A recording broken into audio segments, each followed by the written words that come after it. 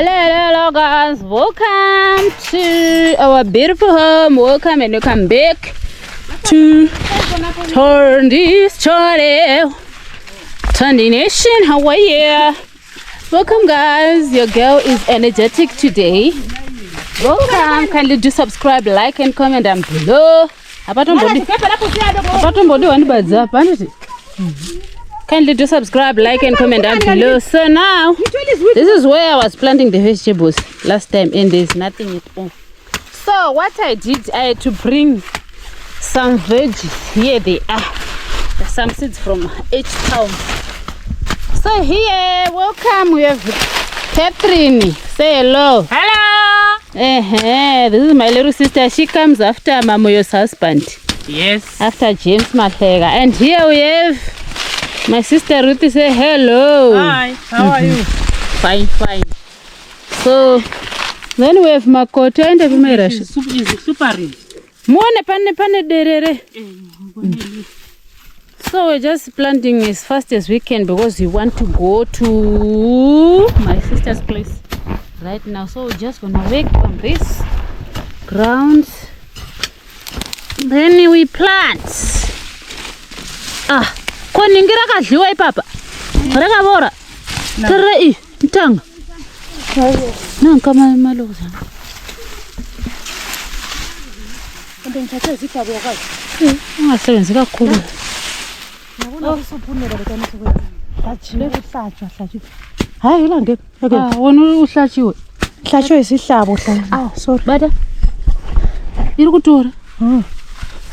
Uyothi uzitora. Kawushida kubona unoda ipaseda. Ndoba unobaya kana yazi. Mayra, she say hello. Hey, hello, Camero. Hello. Hey. Rashel's mother. Marshall's mother. The big Makoti. Had not the big, the second one. The second one, not the big one. The second one.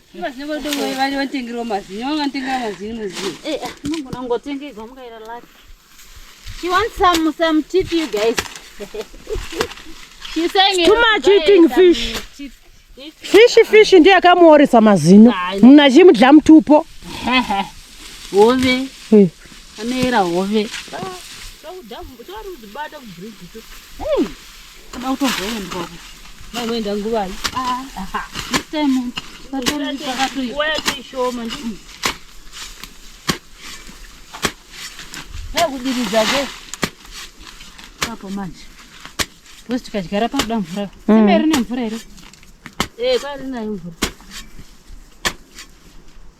Ngotongo bati. Papa kudzora unodzora pakadai asipa ku. Asi devanga varipa nditivo. Devanga mamchaudzara manhero. Mangwani kumokobata nechii. Hazvakufanana nekuzvinodiwa manhero. Iko zvinodiwa manhero. Amema mumbedha. Toda masakatira. Pedzis ndingi. Nditazi mako My Rachel's mother. Rashi, your mama is busy right here. And patient. Yes. Oh, hapa nanda mbogura musoro man.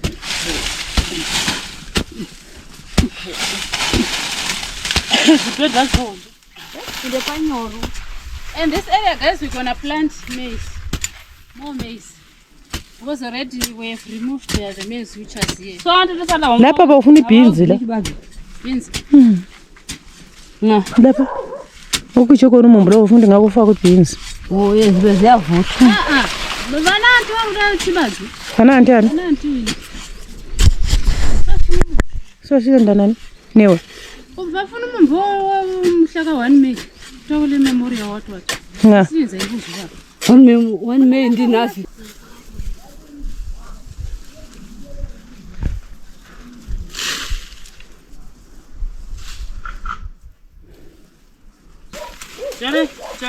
Chare.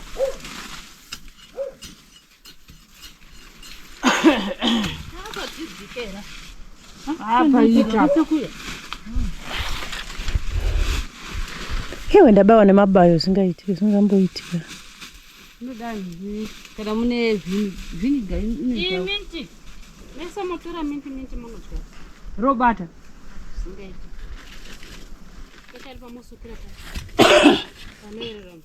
manje nepangu pachidhuri musha wangu vhera uri pachidhuri auita udzvare chiu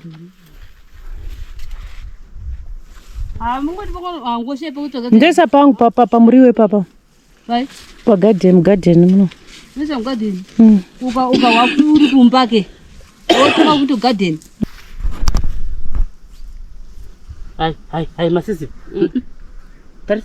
bvisa rogumbo rako chapa dawo malaini akamira siya yautore line kuno kateta ndinawo kuti awosezvo masisi wonyanya yautore line tora line takuinda uko tora line shama tora line up uinde naro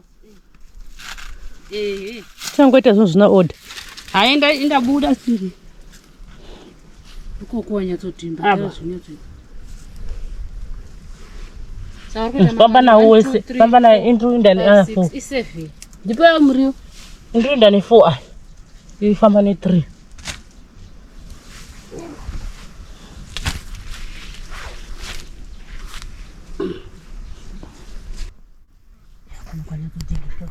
kwaita unoona ndichipa pia kuno kwangu kutoita nzima chaiko ndakachera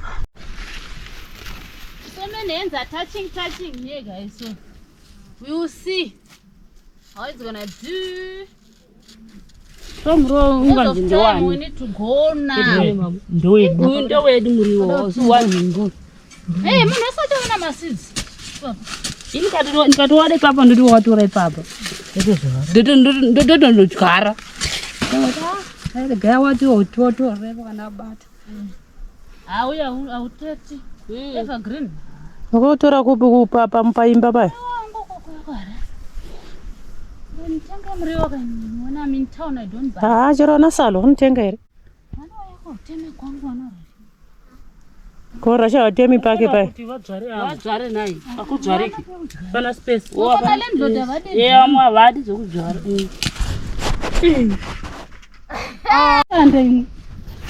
ndakashanda kuti chibva kuchechimba ndatopinda mukati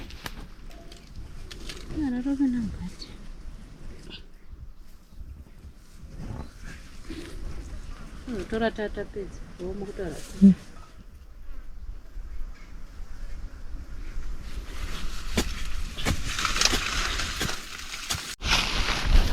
so guys, we are done. We are left with more seeds that we want to put on that hole over there where Catherine is fixing.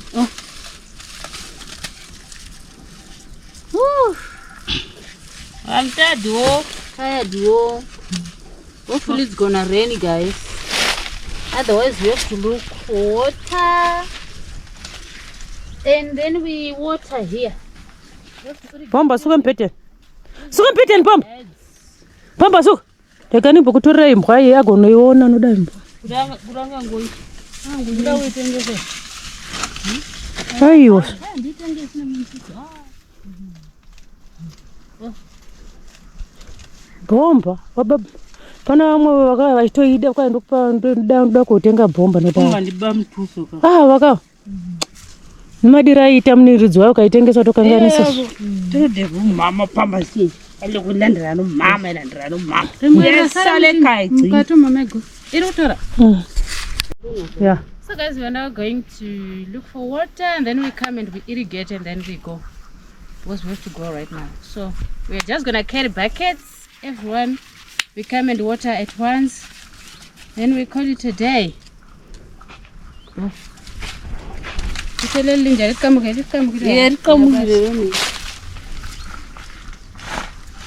That's your manager what Manager. Zvatofamba ndaroti mapepa Imiti le. Imiti yenye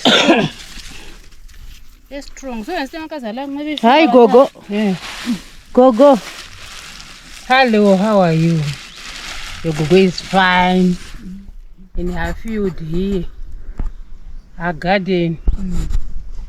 You can see these are my children. Yes. Katende tochira. And this My children. So now guys, let's go and look for water. Let's go. Guys, I'm sweating. And this means I'm gonna plant it next to the tap. I want it there close to the kitchen. Wherever I'm cooking, I can just, use it. It helps with the flow. You can either boil and drink.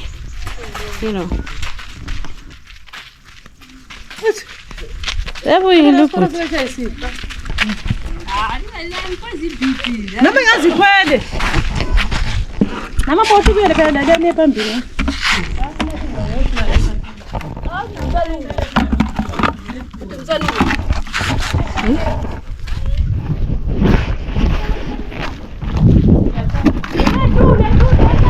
Time zirukufamba, you be late. This video helped me, you guys. I'm happy. I wasn't gonna be able to do that.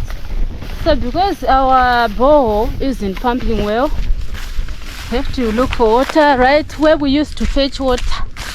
If you remember, you guys. Where we used to fetch water. So we're just gonna fetch the dirty water and then we come and then we irrigate. And then we are done. Yeah. Let's go. These ladies, where are you coming, Naomi? I'm so down out, but find it. Look at our maize. What? Look at this one. Double. Double. Ooh, what's that? Locusts. Oh yes.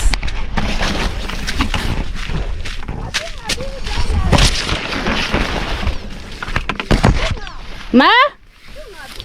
Ibuya straight papo. Manje apa tochera nei apa. Ya mekutotoita zvokufugama ndinako. Tina yei kuti mukati munogo. Vati vanga vakuti bo ka vanhu vakuita yavo ya. Eish. Iri kutora muzvona. Muri kutora.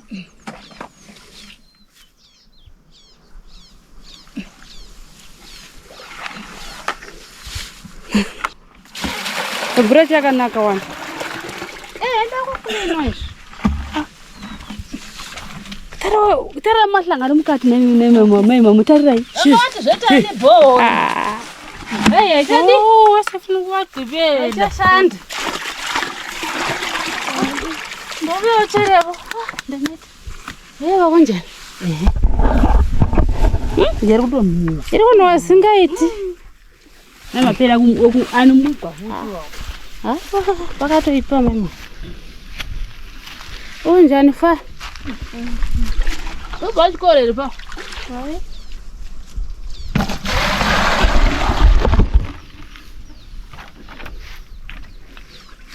Simerere mbreka nakanora.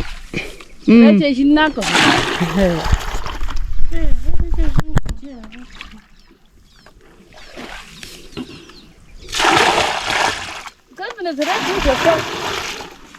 Lo one, oi brown.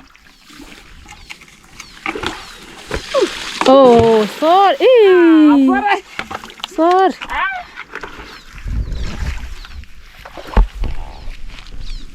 This is how we used to fetch water, guys, before the bore. Yeah. Before the bore. We thank God for the anonymous, for our bore. Yeah, kwana mego. Right. No kwana kudiritsa. Bata vanhu votasha.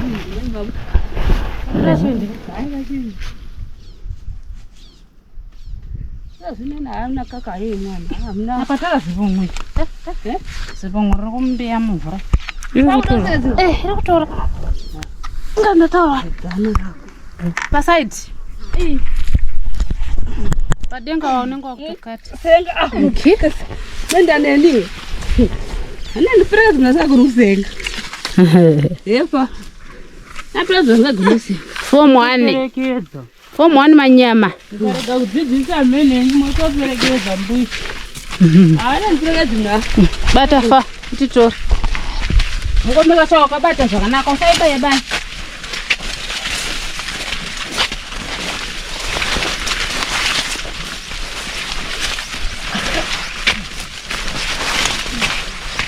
Abanda geza ndakuba lokufuna mabagi. Akufambise.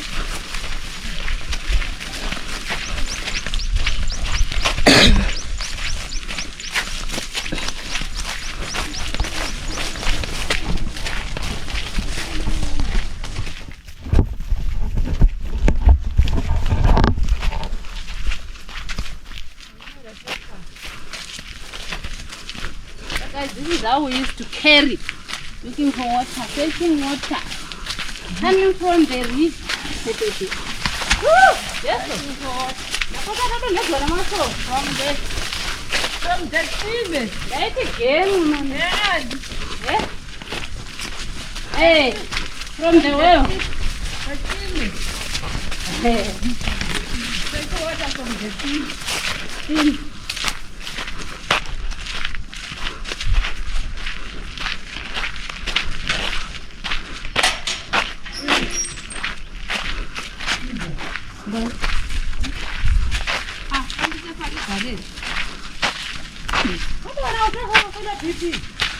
Kwanza kudzika. Good. Oi, tu dengan tudo. Oi. Jangan pada nak facilita.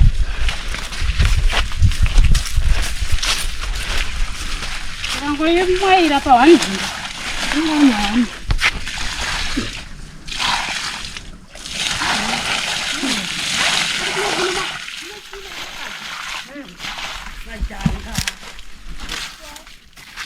Kada kono no beba side. Sabai pa msoro. Up. Baya up.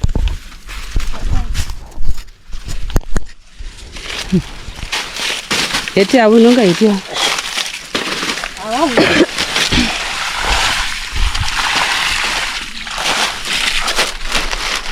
Ai nggak dia pasti itu. Paketi mnadira. Apa ni mwena? Ani mwena. We. Maita. Naita ade. Ungesa pali zigona ni majikana mainda. Tinozvitenda mashanda vedwe. Magwera nchito. Zikomo wambiri. Yani apa ndoda unocherera menti rangu. So guys, yeah, thank you so much for watching. Kindly do subscribe, like and comment down below.